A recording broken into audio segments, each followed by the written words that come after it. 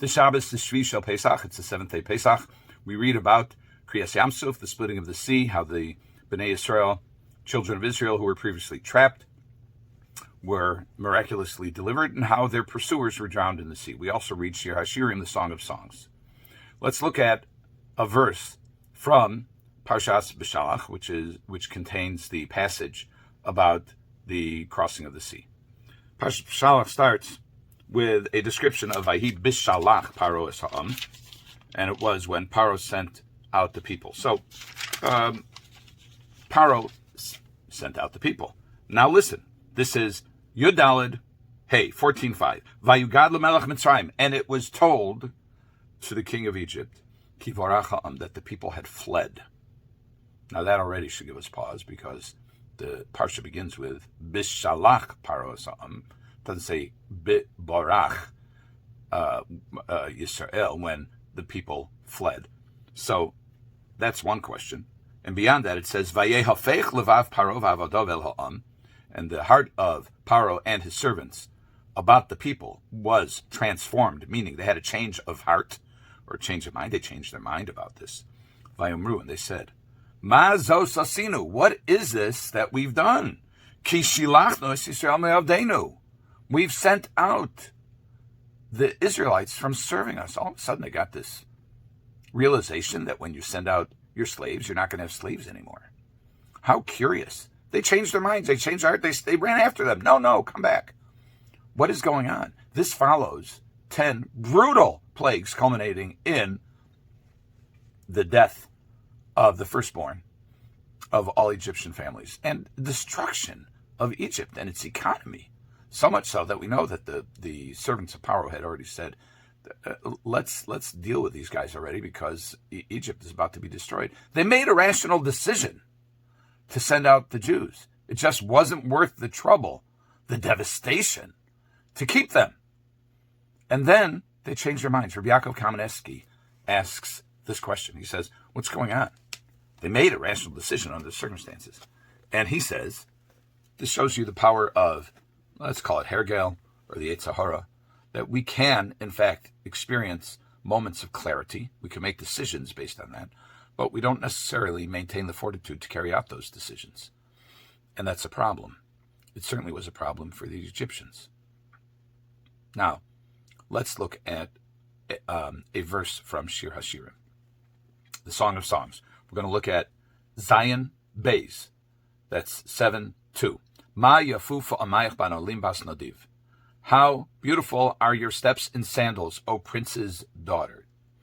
And the Meforshim, Rashi, and others say that this is talking about going up Aliyas Haragolim Bas Nadivim. This is the going up for the holidays of the nobility, the noble ones, which are the children of Abraham, the Jews.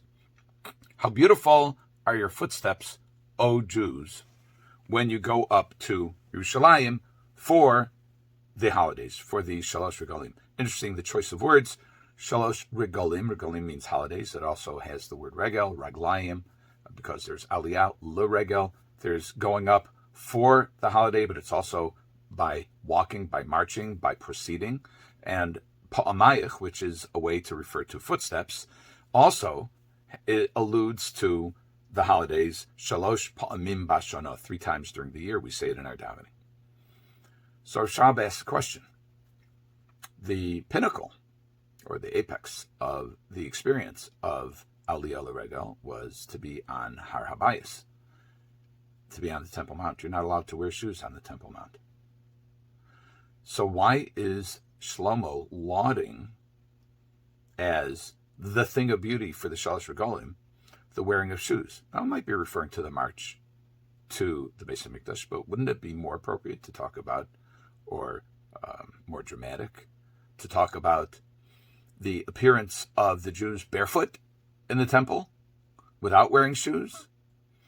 Rav Schwab actually adds another level of depth to this question, and he refers to the prayer that we say in the Musaf of the Shalosh Regalim. My band just recently released a CD which includes a song based on this passage. B'nei veischa kevatchila. So this is a prayer to God to rebuild your house as it was at the beginning. V'chonein mikdashcha al mechono, and establish your sanctuary on its place or foundation. V'harenu b'vinyono, let us see its rebuilding. V'samchenu b'sikuno, and let us rejoice in its reestablishment. V'oshev kohanim la'avodasam, and return the kohanim, the priests, to their service in the Beis HaMikdash, in the temple. U'leviim l'shiram u'lezimram, and the Levites, the Levies, to their singing and to their choruses. These are all the things we long for, we aspire to, we hope for, with the coming of the Mashiach and the rebuilding of the Beis HaMikdash, but it's not over. V'hoshev Yisrael and vehem, and return the Israelites to their homes. That seems anticlimactic. I get all the hope for the reinstitution of the service in the Beis HaMikdash and its glory of its former years, and then send everybody home? How is that a culmination of this prayer? And Rav Schwab says, he actually ties the verse of Mayafu Mayach Banolim, how beautiful are your footsteps in sandals, to this V'hashev Yisrael and Vehem, to the return of the Jews to their homes. Ultimately, the goal of the regel, of the holiday, is not merely the service in the Beis HaMikdash, but it's what we carry back with us from the service in the Beis HaMikdash, from the experience, from the spiritual intimacy with HaKadosh Baruch Hu, what we carry back to our homes.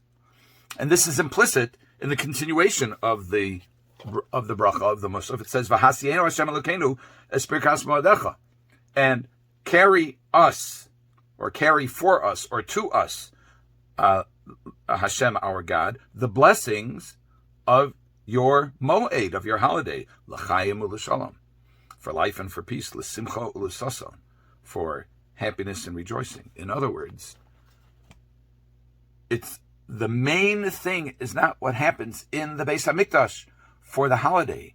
The main thing is what you take home with you, what you carry with you from those moments of inspiration to your home. Not like the Egyptians, who had moments of clarity, had moments of inspiration. And then, when that inspiration lapsed, they said, "Oh my gosh, what have we done?" But rather, "Oh my gosh, what can we do?"